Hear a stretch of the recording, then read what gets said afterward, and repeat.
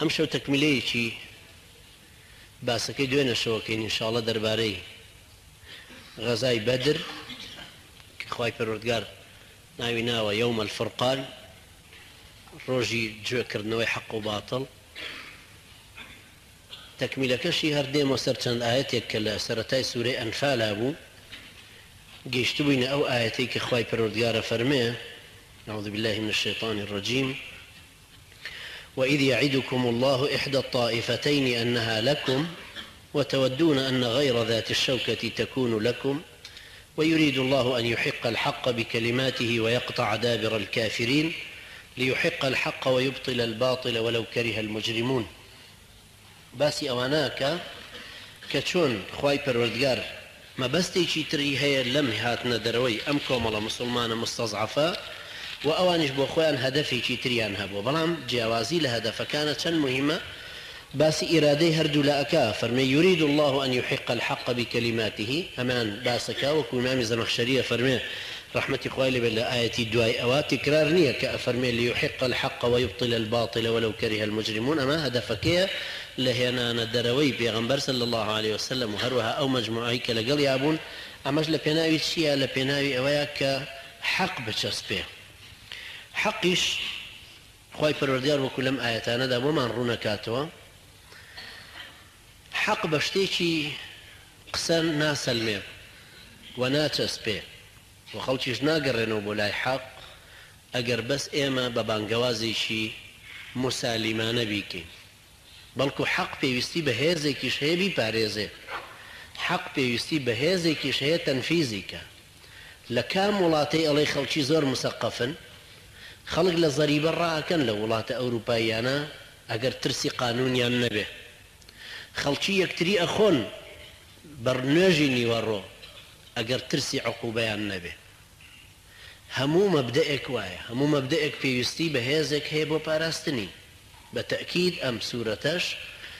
کە باسی ئەو ڕووداوەمان بۆ جێڕێتەوە، باسی ئەومان بۆ جێڕێتەوە کە حەق ممکن نییە هەر لە خۆیەوە سەرکەوێ، ممکن نییە هەر بەوەندەی قسەش بکەین بۆ خەڵکی خۆی ئەمە کافی بێ، چونکە معلومە خۆ قورئانە جوانە کە فەرمایشتی خوای پەروەردگارە هیچ وشەیەک ناگاتە ئەو، هیچ قسەیەکیش ناگاتە ئەو، هیچ دەستور و ڕێسایەکیش ناگاتە ئەو. بەڵام ئەگەر لێی گەڕێی بە بێ چەک و بێ سیلاح خەڵک شەقی تێ هەڵەدا، ئەی سووتێنێ، جنێوی پێدا، تەحریفیەکە. بەڵام ئەگەر هاتوو هێزێک هەبوو کە ئەیپارێزێ، هێزێکیش هەبوو ئەم قورئانە ئەباتە پێشتر، دەعوە و بەلاغ و بەیانەکە ئەپارێزێ، ئەوجا موازنەی هەردووچیان دێ. بۆیە خوای گەورە فەرمێ ئەم ڕووداوەی بۆیە وا لێ کردووە ڕوو بدا، پێغەمبەر بچێتە دەرەوە، ئەهلی مەککە و مەدینە مهاجرەکانی خۆی لەگەڵ ئەنسارەکانە بڕۆنە دەرێ بە ئەمەلی کاروانێک کە مەبەستیانەوەی غەنیمەتیشیان دەستکرد. بەڵام خوای پەروەردگار وەکو لەم ئاەتانەدا بۆمان دەرەکەوێ زەمانیان بۆ هەڵەبژێرێ، وەلەو تەواعەدتم لاختەلەفتم فی الميعاد، جێگایان بۆ هەڵەبژێرێ، إذ أنتم بالعدوة الدنيا وهم بالعدوة القصوى والركب أسفل منكم. ورە بەرزیان ئەداتێ، اختیاری هەموو ناحەی شەڕەکە ناحەی نەفسی بۆیانەکە،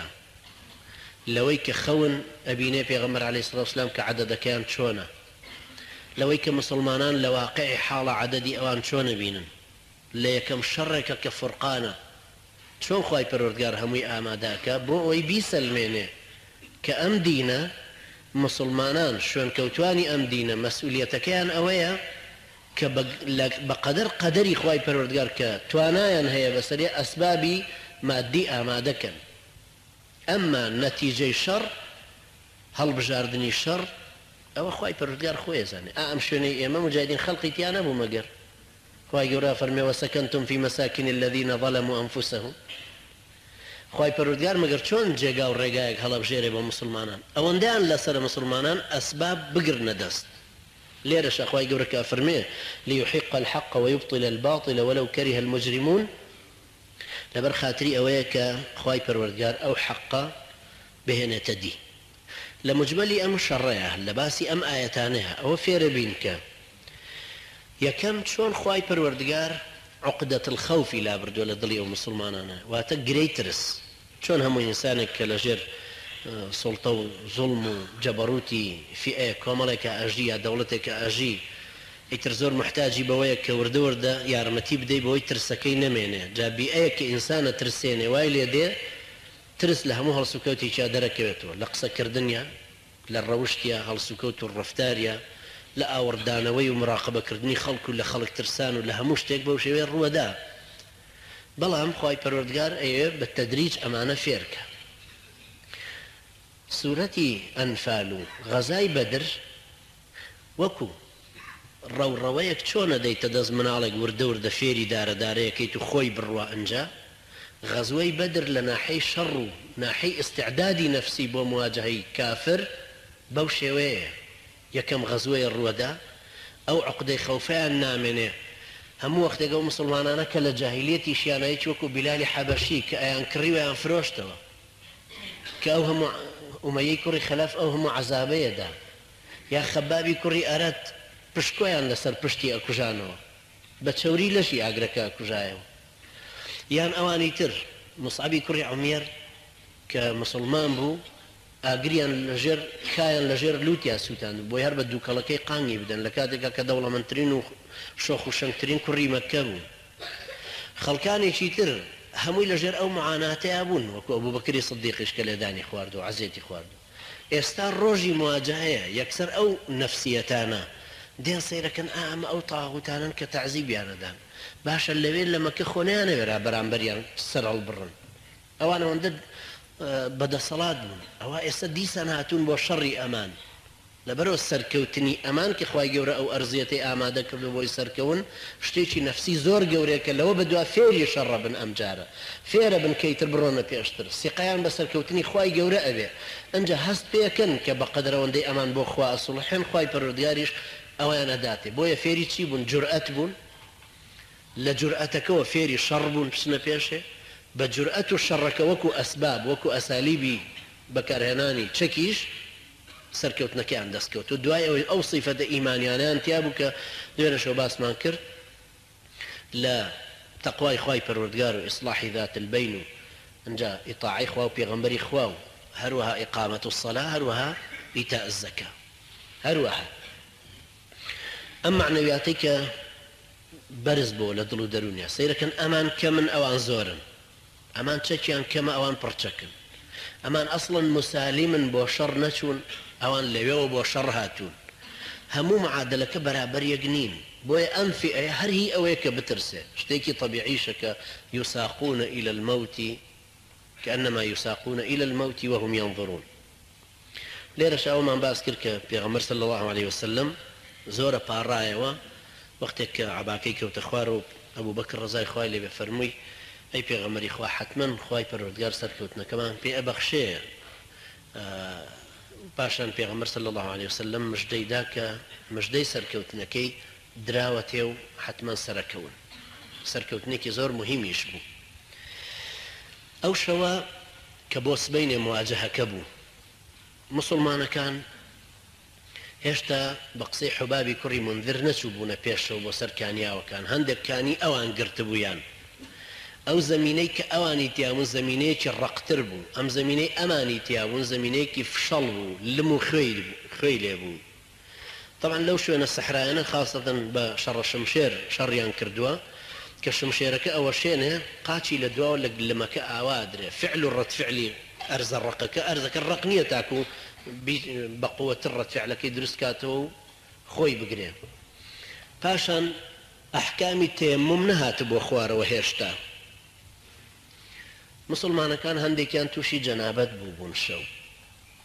بۆ بەیانی بوو بمقۆمقۆ لە ناو خۆیانە وتیان باشە ئێمە چۆن خوا سەرمانەخا باشە لەسەر ئەم وەزعین کە نوێژیشمان پێ ناکرێ ئەوانیش هاتوون بۆ شەڕ و ئێمە لێرەشین لەم ئەرزەیە کە شوێنی شەڕ نییە ئەوان زۆر لە کانیاوەکانی ئەوان گرتویانە هێشتا لەم مقۆمقۆیا بوون کەوا خوای پەروەردگار طبعا شەو بارانی بەسەرا باراندبوون و کە خۆشی باسیەکە و بەو شێوەیە ئەفەرمێ لە پاڕانەوەکەی پێغەمبەرەوە عەلەیهی سەڵات وسەلام مژدەکەی بەوە هاتە خوارێ ئەو ئایەتەی کە ئەفەرمێ ئیذ تەستەغیثون رەبەکم هاوار و هاناتان بۆ خوا ئەبەن غەیث غەوث قالن غوثي أعظم الشيخ عبد القادر جيلاني رحمة خوای لێ بێ لەوە پیانوتو بەس شتێکی هەڵەیە چونکە خوای پەروەردگار خۆی غەوثی أعظمە إذ تستغيثون ربكم فاستجاب لكم أني ممدكم ب1000 من الملائكة مردفين ئێوە هانا و هاوارتان بۆ خوا ئەبرد ئەوە خوای پەروەردگاریش وەڵامی دانەوە 1000 مەلائیکەتتان بۆ ئەنێرێ کۆمەڵ کۆمەڵ بە دوای یەکا دێن وما جعله الله إلا بشرى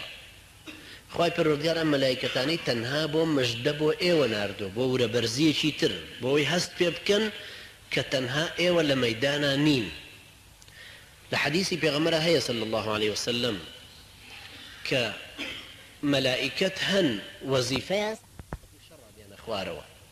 هەر وەکو لە حونەینە هاتوونەتە خوارەوە هەروە لە غەزەواتی ترە هاتوونەتە خوارەوە بەڵام خوای گەورە فەرمێ وما جعله الله إلا بشرى هەر بۆ مژدەیەک هاتوۆتە خوارەوە ولتطمئن به قلوبكم بۆی دڵیشتان هێمن بێ و دڵسوکنا بن و مطمئن بن لەوەی کەوا ئینشاءالله سەرکەوتنەکەتان بۆ دێ وما النصر إلا من عند الله بەڵام ئەوە بزانن سەرکەوتن تەنها لە لای خوای پەروەردگارەوەیە ئەمەش بۆ ئەوەی ئینسانی مسلمان وا فێر نەبێت کە چەکدار بوو وا بزانە بە چەکەکەی سەرکەوتووە چونکە گەر قیاسی مسلمانان بکەین بە درێژایی تاریخ کە ڕوبەڕووی جاهیلیەت بوونەتەوە قەت چەکی مسلمان بەقەدەر چەکی جاهیلیەت نەبووە قەت عەدەدی مسلمانیش بەقەدەر عەدەدی جاهیلیەت هەر نەبووە لە هەموو بە درێژایی تاریخە هەر مسلمانەکان عەدەدیان کەمتر بووە بەڵام میزانی شەڕەکە پارسەنگ ڕاگرتنی شەڕەکە خوای گەورە خۆی کردوێتی وما النصر إلا من عند الله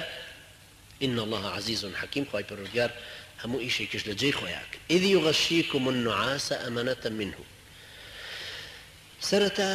لەو ترس و لەرز و بیمەی کە لە دڵ و دەرونیانە هەیە طبعا ئەمە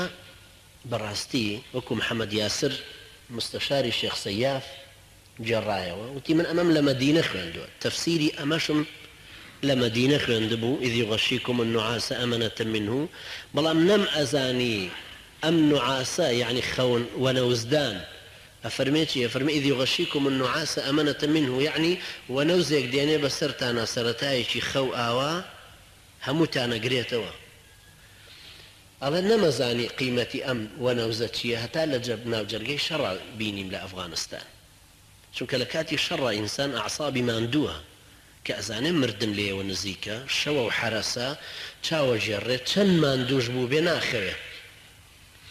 چرپێکیش لە شوێنی هەست پێ بکات پێزانانی لێرە چرپێک هەر لێەوە ترسێک هەیە لێەوە شتێکی تر هەیە ترس لە خۆی ترس لەوانی ترکە حرەسیانە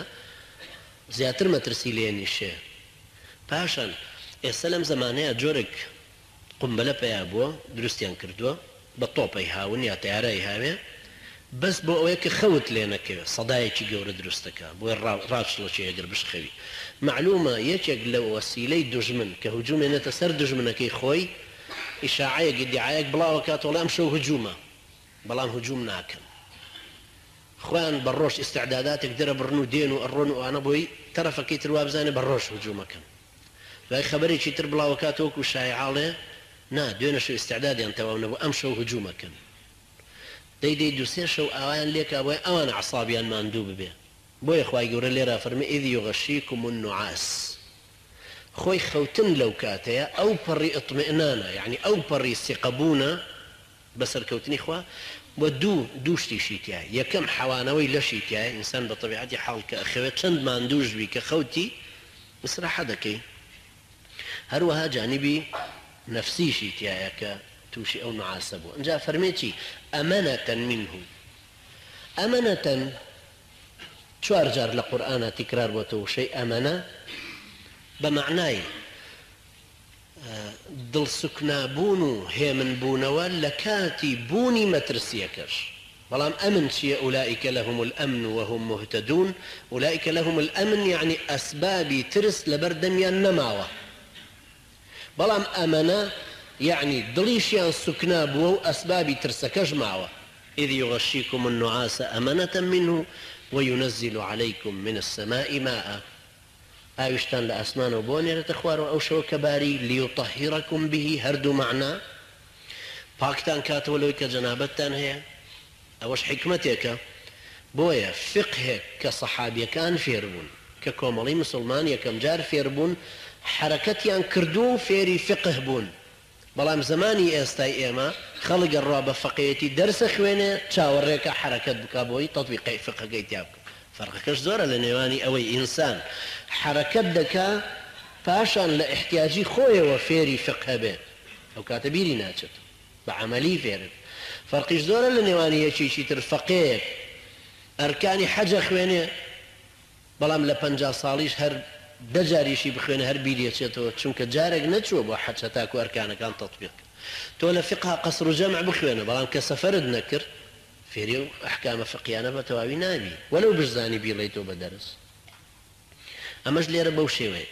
ليطهركم به لناحي نفسي ولناحي جسميش باكو خاوينتانا كاتو ليطهركم به ويذهب عنكم رجز الشيطان او وسوسش كلا دلو دروني هندك تانا دروس بوبو كتشون اما سركوينو حالت من هي جنابه وشون لين ولا سركوتن ديبو ايمو خواي جور شون اما نيرته خواري محل من اوش همي الروا ويذهب عنكم رجز الشيطان وليربط على قلوبكم ويثبت به الاقدام. بدرجاي تاريخش لهمو شركة لم زماني استاشا دوري تاريكي وباران وزريان والرهيلة دوريكي هر كاريقرة لهمو جورة شركة يكتوس هوا باتجاهات RPG وصواريخ وهموشتك بناو هوايا أروا تأثير لمدايك تأثير لنشان بيكانيك تاريكي ببه بهوي هورا ويا بهوي باران وديسان تأثيرك أما جيجا لو هلع وترسيك إنسان خوي بو يدرست به كوابو همو وقتكيش باران ئەو کەسانی کە پێشمەرگە بوون پێشمەرگایەتیان کردو یا شەڕیان دیوە هەموو هەست بەو شتە ئەکەن کە لەگەڵ بوونی بارانە بوونی ئەوەیە چەند تەئسیری هەیە. کابرایکی عراقی دکتۆرای هەبوو لە جغرافیای مەناخ ویستی لە ئەوروپا لە نەرویج تەعین ببێ احتیاجیشیان بە شەهادەکەی هەبوو وتیان ناتوانین تەعینت بکەین لەبەرەوەی مەناخ لە لای ئێمە عیلاقەی هەیە بەسەر حلفی ناتۆ کە عیلاقەی بەسەر شتی عەسکەریەوە تۆ کە بچیت ئەوێەوە هەموو شارەزایی مەناخی ئەوروپا ببی عیلاقی هەیە بەسەر چەک بەکارهێنان و هەروەها شتی تری فەنی عەسکەری.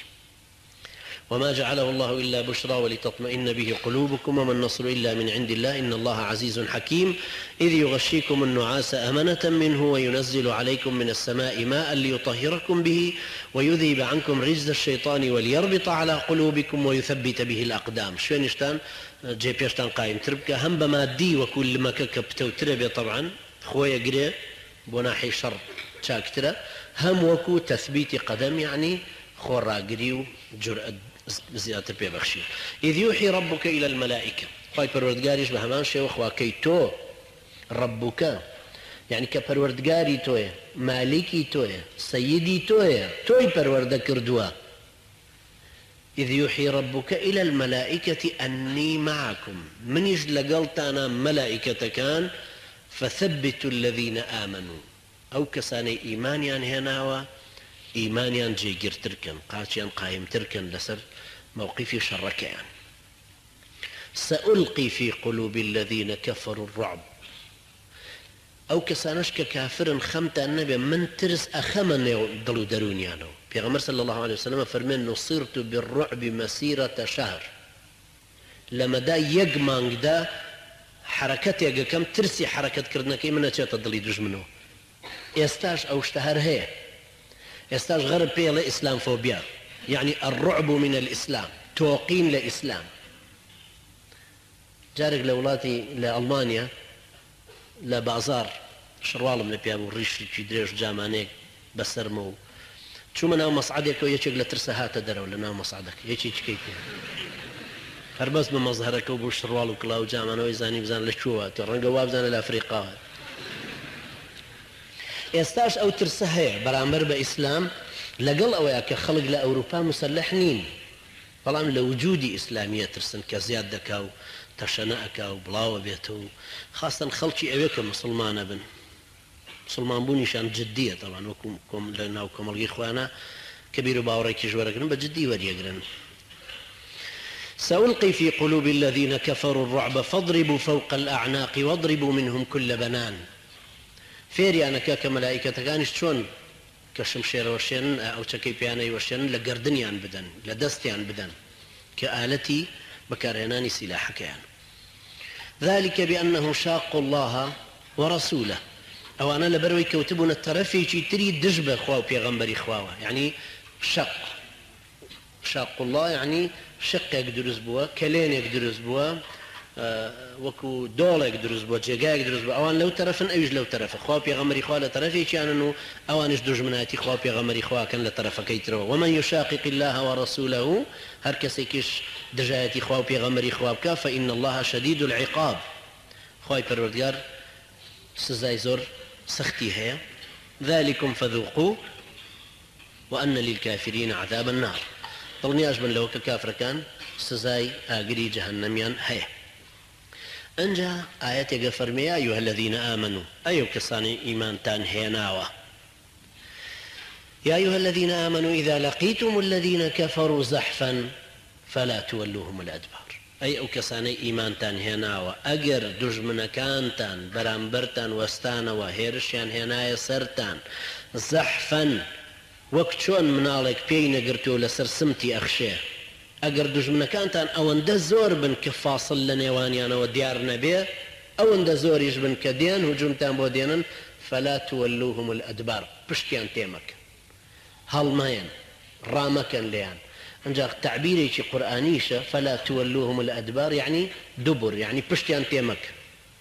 کە معنایەکی سەیریشی هەیە يعني ئینسان پشت کاتە دژمن بێ بەدوایە طبیعەتی شەڕی جوایە کە تۆ ئەشکەی دژمن ئازاترە بێت تا تۆ ڕاکە ئەویش هەردێ بەدواتە تا تۆ ڕاکە ئەویش هەردێ بەدواتە چکە خۆ نییە کە تۆ ڕاتکردیتر ئەو بوەستێ تەشجیعترە بێ لەسەرەوەی کە بێ بۆیە خوای پەروەردگار لێرە کە ئەفەرمێ يا أيها الذين آمنوا إذا لقيتم الذين كفروا زحفا فلا تولوهم الأدبار ئەنجا هەڕەشەیەکی توندە ئەفەرمێ ومن يوليهم يومئذ دبره هەر کەسێک لەو ڕۆژەدا پشت هەڵکا و ڕاکە ئیلا مەگەر متحيزا إلى فئة بروا لكنارك ولا شوينك ولا قل جماعتي شي تركها لبشت وليان بدنوا أو متحرفا لقتال بروا جبهي شي تريان لبكاتوا متحرفا لقتال أو متحيزا إلى فئة فقد باء بغضب من الله ومأواه جهنم وبئس المصير أو هالرشا قوريا نتيجة كيش يا أخوائي بردقارة فرميه أو كستوشي غزبي خوابوا يا مش هم الرجاء اللي الدعاء كان معنا نرجع غير المغضوب عليهم ولا الضالين همون ڕۆژە گەڵێ خوایە لە غەزەبی خۆت بمان پارێزە جا لە ڕاکردنێکە ئینسان تووشی ئەو غەزەبە بێ کە ئەشزانێ مردن بەدەست خوای پەروەردگارە ئەمریشی پێ کردووە بغضب من الله ومأواه جهنم نەتیجەکەش یەکێتە شۆ جەهەنەم ئێمە بۆیە خوای گەورە پەرستین و بۆیە ئەم ئیسلامە تێمان گرتووە بۆیە ئەم هەموو معاناتێ ڕێگاکەشە چێژین پابەندین بەم ئیسلامەوە لەم ڕۆژەیە کە ئیسلام وەرگرتن قورسە لەبەر خاتری ئەوەیە کە لە قیامەتە ڕووسور بین بۆی نەچینە جەهەنەمەوە وبئس المصير چارە نووسێکی خراپیش بۆچی وایە چونکە ڕاکردن لەبەرەی شەڕ خلافی سنەتی کەونە ڕێساکانی کەونە ئێمە خڕۆکەمان هەیە لە لەشمانە کە هەیە لە خوێنە کە میکرۆبێک دێتە لەشەوە خڕۆکەکان دێن مقاوەماکەن یەک دێن ئەکوژرێن خڕۆکەیەک نابینی پشت هەڵکا و ڕاکە میکرۆبەکە بۆی بێتە پێشت أو كواب علاقة بكونه ويا علاقة بجموجونك ويا حركتي قرآن لقال حركتي خويني خو معنا حركتي إيما وكو حركتي كون ويا أو استيرانك هريك لسر خلقي خويا قرر قد بيستوتي شي كان بو استي وبخلقك خويا بقرته مخالفي هم الرسايك توكا أتيبو حاج ما قرناتي برد الرشي كعبة بخيت دستي تشبتو طواف بكي بوشي ويا هەر وەکو کە کۆمەڵی خۆر ئەستێرەکان خۆرە خەنە دەستی چەپیان و تەوافەکەن بە دەوریان هەموو شتێکی قورئانی وەکو هەموو شتێکی کەونی وایە هی گەردوونی وایە کەوا يا أيها الذين آمنوا إذا لقيتم الذين كفروا زحفا فلا تولوهم الأدبار ومن يوليهم يومئذ دبره إلا متحرفا لقتال أو متحيزا إلى فئة فقد باء بغضب من الله ومأواه جهنم وبئس المصير دوایەوە چەند ئاياتێکی تر هەر لەسەر حکمی شەڕ و غەنائیم و ئەو جۆرەشتانە باسەکاتەوە دێمەوە سەر فاصلێکی تری قورئان کە هەر لەو سوورەتەدا کە ئەگەڕێتەوە سەر هەمان شوێن هەمان غەزوەی بەدر ئەفەرمێ إن كنتم آمنتم بالله أو دعاء بيش وباس غنائمك واعلموا أن ما غنمتم من شيء فأن لله خمسه وللرسول ولذي القربى واليتامى والمساكين وابن السبيل إن كنتم آمنتم بالله وما أنزلنا على عبدنا يوم الفرقان يوم التقى الجمعان والله على كل شيء قدير. نعم يزور بتفصيل باس غنائمك بكم بتايبتك اختلافاتك هيا لسر شيوي توزيع كردني أو خمسيا كباس كرا ولا نيواني أحناف وشوافع مالكة إمام مالك رحمة الله لهم ينبه بلام نهايتكي كأفرمي إن كنتم آمنتم بالله واليوم الآخر شكا باسي غنائمي شبلام دي توسر إيمان بالروج قيامة شنك إيمان بالروج قيامة لإنسان ضبط ربط سلوكي شو دام زرايبو حدودك شرعي بو دياريكا كلا غنائمك يا ظلم لخلقينك غش لرعيتك خوينك جاء فرمي إن كنتم آمنتم بالله وما أنزلنا على عبدنا أوش كان أردو ما نتخوار أبو عبدك خوما كبيغمبري خوايا عليه الصلاة والسلام يوم الفرقان روجي جدابونوا يوم التقى الجمعان أو روجي كهردو هذي كفر إيمان برانبر يكتر وستانه والله على كل شيء قدير. يوم الفرقان فرقاني تشيا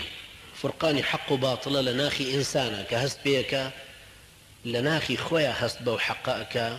هروها لە کۆمەڵگەکەشە هەستی پێکە لە تاکتاکی خەڵکیشە هەستی پێکە لە ڕەفتارەکانیشە هەستی پێکە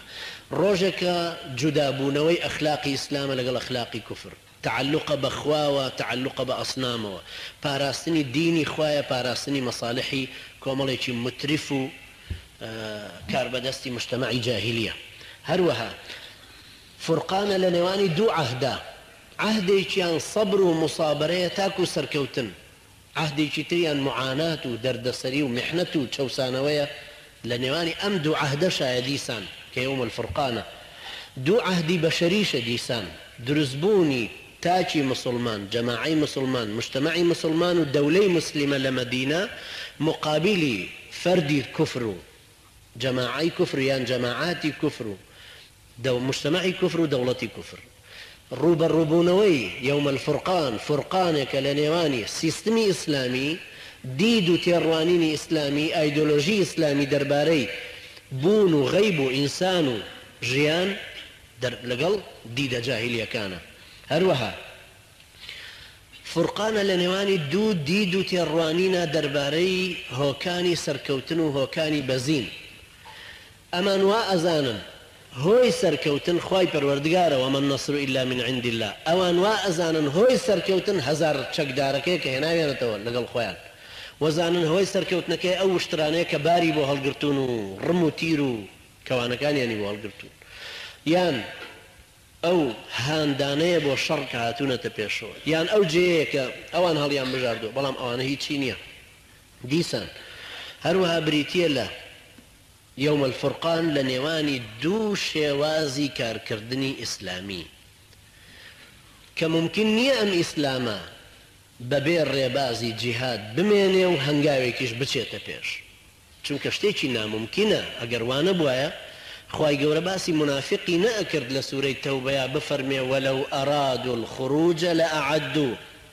ئەگەر بیان ویستایە شۆڕش بکەن خۆیان بۆ ئامادە ئەکرد یعنی سێشتە ئیرادە جهادکردن إعداد أي أيوة جهاد بك خوي بو آماداك وكو نفسي ناحي نفسي خوي ناحي شرعي أروها استعدادي دستوبل استعدادي لشي ببكار هنانو فيربوني تشك خلق يستاز جنان لإسرائيل يستازان دبابة ليخر جني أمش أقر تي أنتيشي للا وداني وزاني حلواي ترشاوة لبرو ضرورية چی تأثیرێکە کاگەر ژنێکی ئیسرائیلی کە ئەزانێت دەبابە لێ خوڕێ سیلاح بەکاربێنێ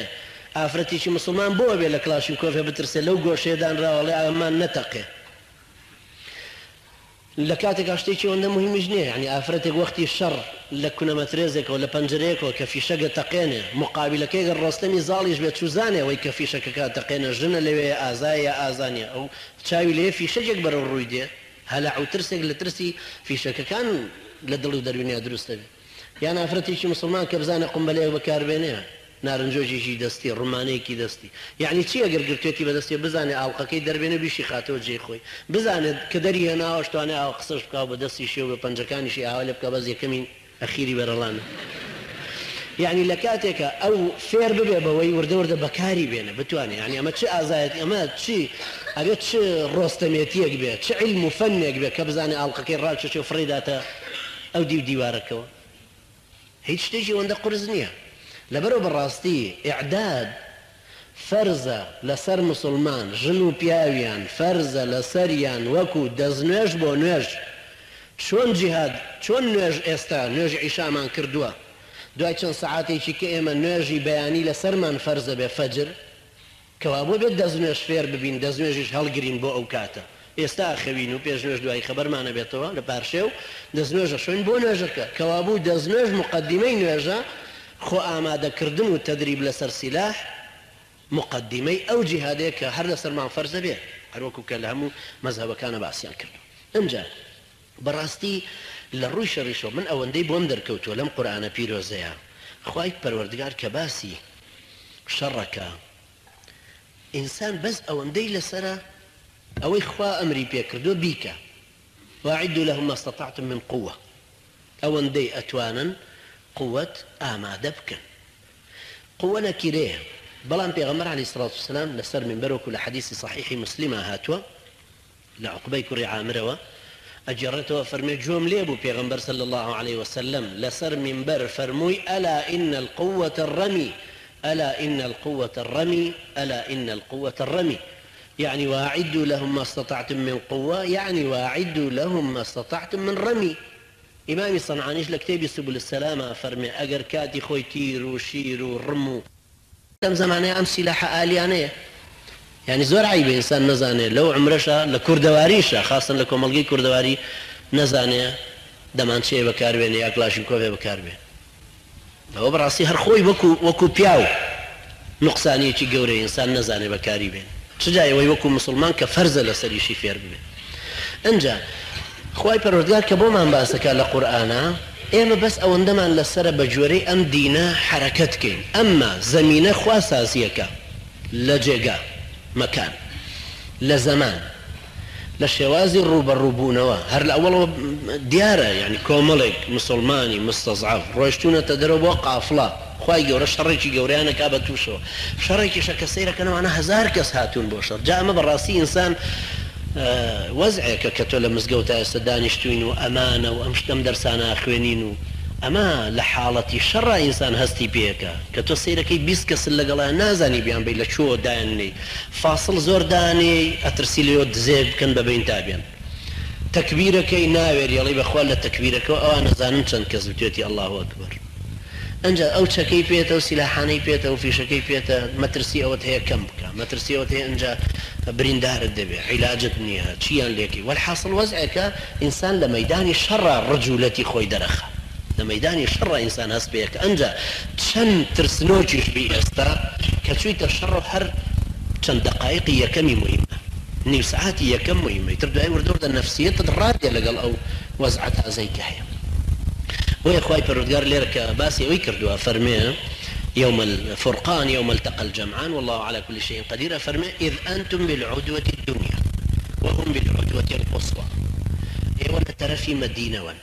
أوان لترفي مكة وان خو هيتشيان آقان لي نبوه كالرويشتون بسنا أو ميدانا خونانو تبابرين لبشتي قويشو وشاركين أمان خبر بنيرن بو أنا خبر بنيرن بو ناشي أو تبابرين سرد بيركاني بدر سركاني أو كاني بدر قدري خوايا كهاتونة أو جقايا پیغمبر علیه الصلاة والسلام روشتون بو كاروانك اوانش ليو هاتون كاروانك كان رزقار بوا ام جار هاتون تتش موقع اما مسلمان كان لملا اماش قريشة كاروانكش لم ديوا يعني كاروانكش يعني نجاة داوا هزار كاسيشن امان كميكيشن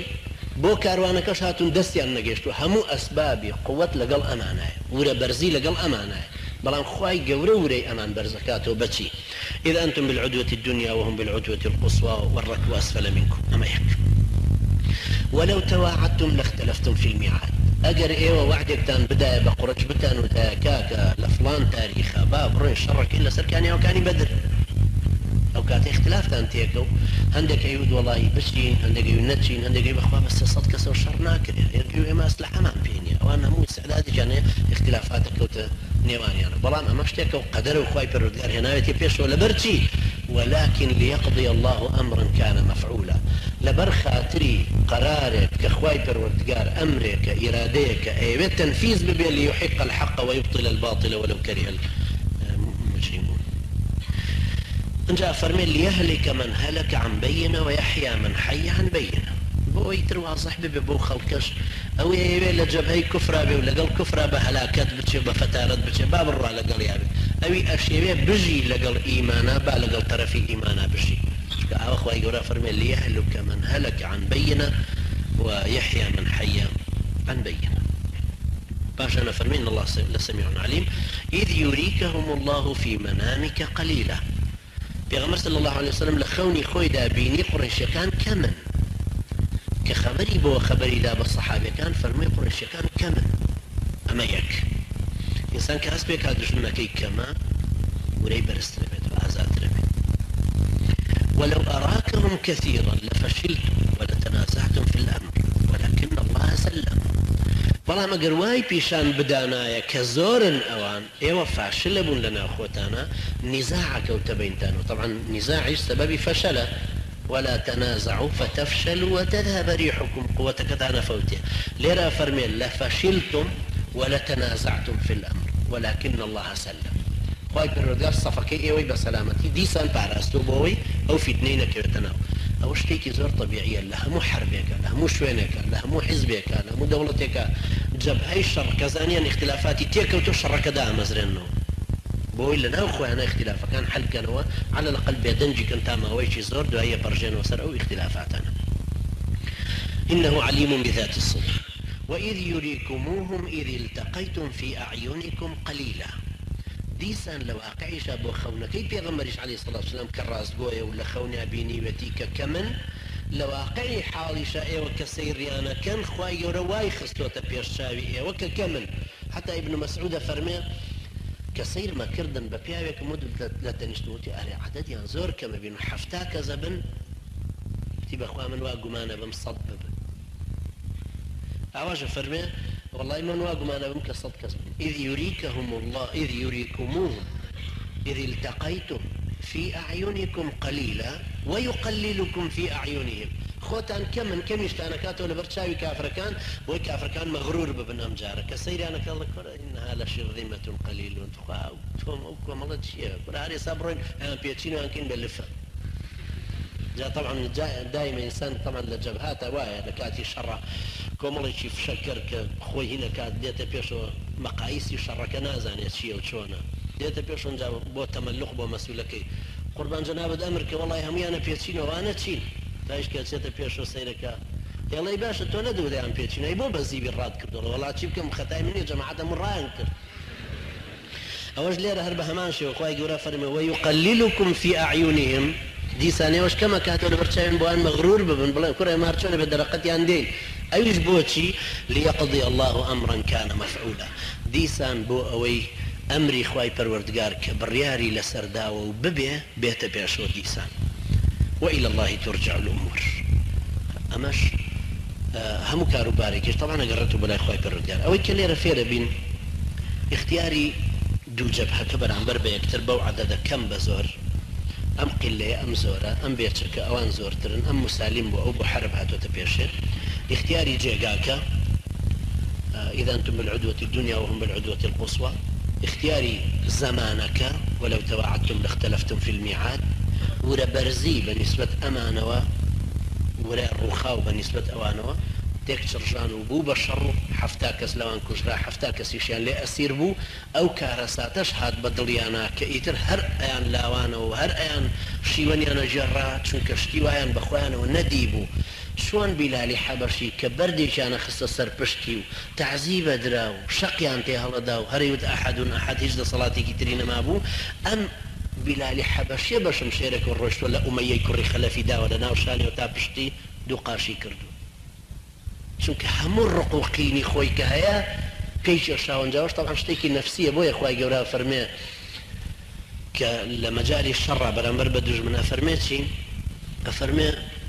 يعذبهم الله بأيديكم عذابي أنا دا بدستي ويخزيهم ويشفي صدور وينصركم عليهم سريشتان خاب سر أوانا ويشفي صدور قوم مؤمنين. بلال حبشي وقت كدي أمية كوري خلفي كشتوا تخوش وحاليك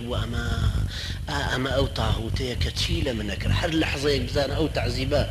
يعني شون استخلتي أم شارك وجميعا كرد سر أمنك هرب الشق والصندو دار وقشراش وشان هر يك العاصي خويا ولا ناخي خويا بركان أبو برعنبر بوانا ويشفي صدور قوم مؤمنين دعي وخي كشت